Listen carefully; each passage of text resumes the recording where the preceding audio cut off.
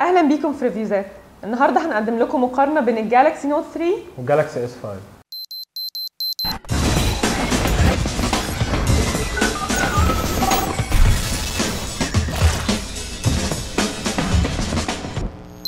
اول حاجه هنتكلم عنها هي الديزاين او التصميم بتاع سامسونج جالكسي اس 5.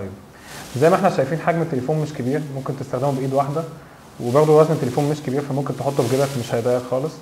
لو جينا نبص على ظهر التليفون هنلاقي ان ظهر التليفون متصمم بطريقه جديده، في زي نقط او زركشه بحيث انها تخلي ملمس التليفون مريح للايد.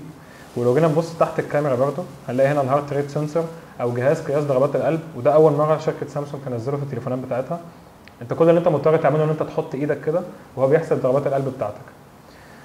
تاني حاجه لو جينا نبص على التليفون من قدام، انت الاول علشان تقفل التليفون بتاعك يا اما بتعمل باترن يا اما بتعمل باسورد، وفي الحالتين ممكن اي حد يعرف الباترن او الباسورد ويفتح التليفون. فدلوقتي في فينجر برينت ان انت بتحط الاول الفينجر برينت بتاعتك للتليفون، فهو بيعرف الفينجر برينت بتاعتك، وبعد كده ما ينفعش اي حد يفتح التليفون غير لو كان نفس الشخص اللي هو انت اللي انت دخلت الفينجر برينت بتاعتك في الاول. ده بالنسبه للديزاين. اخر حاجه هي الالوان اللي بيجي فيها التليفون، وهي ابيض واسود وجولد وازرق. بالنسبه للسامسونج نوت 3 فهو اكبر شويه، فمش اسهل حاجه في الدنيا ان انت تمسكه بايد واحده او ان انت تحطه في جيبك، بس دي ميزه كويسه بالنسبه للناس اللي بتحب تقرا على الموبايل. وكمان في الاس بن، وده مفيد للناس اللي ما بتحبش تستخدم التاتش قوي او بتحب ترسم او تاخد نوتس على الموبايل بتاعها. وبالنسبه للالوان فهو موجود منه الابيض الاسود والبينك. تاني حاجه هنتكلم عنها هي الفرق في البرفورمانس او الاداء بين جالكسي اس 5 وبين نوت 3. بالنسبه للجالكسي اس 5 البروسيسور بتاعه رباعي النواه كواد كور 2.5 جيجا هرتز، الرامات بتاعته 2 جيجا بايت، والبطاريه بتاعته 2800 ملي امبير. زائد ان في فيتشر في البطاريه او ميزه اسمها ستاند باي مود، ان انت لو البطاريه بتاعتك فاضل فيها 10% في العادي الموبايل هيفصل، بس مع الميزه دي ان انت بتعمل حاجه اسمها باور سيفنج او حفظ للطاقه، وتخلي مفيش حاجه شغاله غير ان انت تتصل وتستقبل مكالمات او تبعت وتستقبل اس ام اسز، وممكن تفضل على الوضع ده لمده 24 ساعه. بالنسبه للميموري بتاعت التليفون ممكن تشتري تليفون الانترنال ميموري 16 جيجا بايت او 32 جيجا بايت، ولو انت حابب ممكن تزود له مايكرو اس دي لحد 128 جيجا بايت. اخر حاجه في التليفون في الهاردوير، وهي ان التليفون ده ووتر ريزيستنت وداست ريزيستنت، بمعنى ان انت ممكن تحطه في ميه لمده نص ساعه على عمق 1 متر وما يحصلوش اي حاجه. في السامسونج نوت 3 في 2 بروسيسورز، واحد كواد كور 1.9 ودول كور 1.3. الميموري بتاعته موجود منها 16 و32، وبتوصل بالاكسترنال ميموري لغايه 64، ودي اقل من الجالكسي اس 5. اما بالنسبه للباتري فهي اكتر من الجالكسي اس 5 لانها 3200، والرامات كمان اعلى من انها 3 جيجا بايت، بس استهلاك السامسونج نوت 3 بيبقى اكتر لان هو حجمه اكبر. بالنسبه لنظام التشغيل او الاوبريتنج سيستم بتاع جالكسي اس 5 فهو كيت كات 4.4.2، وده احدث نظام تشغيل جوجل نزلته. زائد ان هو فيه بيجي في حاجتين، او 3G او 4G. ال 4G لسه ما اشتغلتش في مصر، بس هي هتشتغل المفروض خلال شهرين، فلو حابب ان انت تشتري ال 4G علشان تحصل على اكسبيرينس احسن في النت بتاعك يكون اسرع، فممكن انت تشتري الجالكسي اس 5 4G.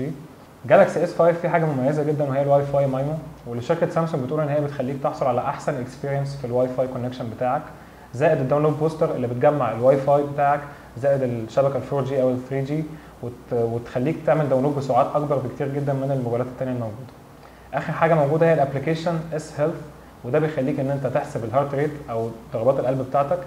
تاني حاجه بيخليك ان انت تحسب عدد الكالوريز اللي انت بتحرقها او عدد الكيلومترز اللي انت بتمشيها، وبيخليك ان انت تسجل الاكل اللي انت بتاكله كل يوم لو انت ماشي على نظام غذائي معين. نظام تشغيل سامسونج نوت 3 هو الجيلي بين، بس كده كده الابديتس نزلت فممكن تشغلوا كيت كات لو حابين. بالنسبه للفيتشرز اللي موجوده في الموبايل فهي زي بقيه موبايلات سامسونج، بس الحاجات الزياده هي بعض الابلكيشنز اللي موجوده للناس اللي بتحب تستخدم الاس بن. دلوقتي هنتكلم عن الفرق في الديسبلاي او الشاشه بين جالكسي اس 5 وبين نوت 3. بالنسبه للجالكسي اس 5 فالشاشه بتاعته سوبر اموليد، وهي التكنولوجي الاعلى من ال اي دي كمان، والديسبلاي بتاعه فول اتش دي، وده يخليك انت تشوف حاجات بدقه عاليه جدا، والحجم بتاعه 5.1 بوصه، والكثافه بتاعه البكسلز بتاعته هي بسبب ان حجمه قليل مش كبير زي النوت 3، فالكثافه بتاعه البكسلز بتاعته كبيره اكبر من النوت 3، ودي بتتيح لك دقه اعلى من النوت 3 شويه في الشاشه. زي ما قلنا فعلا كثافه البكسلز في النوت 3 اقل من الجالكسي اس 5، بس الشاشه بتاعته اكبر وهي 5.7 بوصه، ودي بتخلي الناس اللي بتحب تتفرج على الافلام تقدر تعمل كده على الموبايل بتاعها. دلوقتي هنكلمكم عن الفرق في الكاميرا بين جالكسي اس 5 وبين نوت 3. الكاميرا هي حته من الحتت اللي جالكسي اس 5 بيتفوق فيها على النوت 3، لان الكاميرا بتاعته، الكاميرا الفرونت كاميرا او الكاميرا الاماميه هي 2 ميجا بكسل بتصور بدقه فول اتش دي. اما الكاميرا الخلفيه ودي اعلى كاميرا خلفيه تقريبا موجوده في موبايلات سامسونج، هي 16 ميجا بكسل بتصور بكواليتي يو اتش دي، ودي حاجه اعلى من الفول اتش دي بكتير، لكن فيها مشكله شويه ان انت محتاج تلفزيون بيعرض بتقنيه اليو اتش دي، ودي بتكون اسعارها غاليه جدا. تاني حاجه في فيتشرز موجوده في الكاميرا بتاع جالاكسي اس 5 مش موجوده في اي تليفون سامسونج تاني، زي السلكتيف فوكس، ان انت بتحدد ايه الجزء في الصوره بتاعتك اللي انت عايز تعمل عليه فوكس، وايه الجزء اللي انت عايزه يكون بلورد او معتم او يعني مش باين قوي. تاني حاجه هي سرعه الفوكس، اول ما انت بتدوس على زرار الكاميرا بيعمل فوكس على الوش اللي انت عايز تصوره في 3 من 10 جزء من الثانيه تقريبا. وتالت حاجه هي الاتش دي ار اللي بتظبط الاضاءه بتاعه الكاميرا على حسب اضاءه المكان، لو المكان مظلم الاضاءه بتاعه الكاميرا بتبدا ان هي تبان اكتر. فمحبي التصوير ومحبي الكاميرات هيكون بالنسبه لهم الاس 5 اختيار احسن من نوت 3. سامسونج نوت 3 فيه كاميرتين، الاماميه 2 ميجا بكسل والخلفيه 13 ميجا بكسل، ودي جوده كويسه جدا للناس اللي بتحب التصوير. بقيه الفيتشرز بتاعت الكاميرا زي معظم الفيتشرز اللي موجوده في كاميرات موبايلات سامسونج. دلوقتي هنتكلم عن اهم حاجه وهي سعر التليفونين. سعر تليفون جالاكسي نوت 3 هو تقريبا نفس سعر تليفون جالاكسي اس 4 ال 3 جي مش ال 4 جي.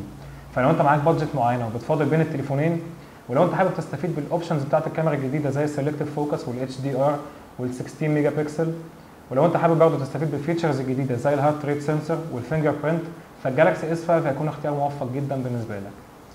اما بقى لو عايز تستفيد بكل الابلكيشنز اللي بيوفرها لك الاس بن زي الرسم والنوتس، فاكيد هتحب ان انت تشتري سامسونج نوت 3. وكمان لو عايز تتفرج على افلام على سكرين تكون اوسع، فسامسونج نوت 3 هيكون الاختيار الافضل. دي كانت مقارنه بين تليفون سامسونج جالاكسي اس 5 ونوت 3. كان معاكم منى رجب واحمد مغازي. ما تنسوش تتابعونا على فيسبوك وتويتر وانستجرام ريفيوزات، واعملوا سبسكرايب لليوتيوب شانل ريفيوزات، وتابعونا على الويب سايت reviewzat.com.